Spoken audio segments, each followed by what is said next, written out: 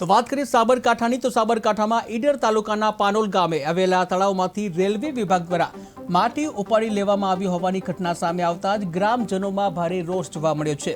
તળાવમાંથી વધુ ઊંડાણે માટી ઉપાડવાના કારણે તળાવની મૂળ રચનામાં વિક્ષેપ સર્જાયો છે અને પાણી ન નીકળતા પાનોલથી નંદાનગર જતો માર્ગ ધોવાઈ ગયો છે।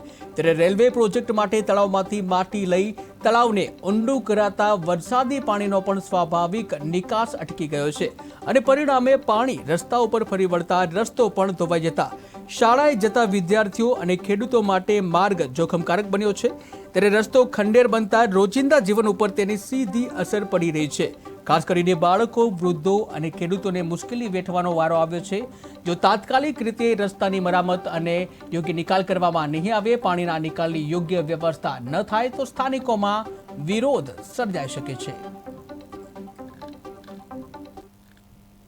વ્યક્તિ છીએ અને આ તળાવ ગોડાઈ ઊંડું ત્યાં રેલવે વાળા લઈ જાય માટી રેલવેમાં તો તળાવ ઊંડું કરી છે તો પાણી નીકળવાની જગ્યા નહીં, આજુબાજુનો રસ્તો ધોવાય છે અને અત્યારે શાળા જવાનું સોરણ બંધ થઈ, શાળા બંધ થઈ ગઈ, સોરણ જવાનું રસ્તા બંધ થઈ ગયા છે અને બાજુમાં પેલું છે ને આ માટી બધી ધોવાય છે, બધું બોખલ પડી જાય રસ્તાનું, તો રસ્તોનો જોખમ છે। અત્યારે સાહેબથી એટલું બધું વિનંતી છે અમારી કે આ તળાવમાં ઊંડું કરવાથી રેલવેવાળા માટી લઈ જવાથી આ તળાવ ઊંડું થયાથી આ પાણી નીકળવાનું બંદોબસ્ત નહીં થયું, એના કારણથી આ બધું નુકસાન થાય છે રસ્તાનું।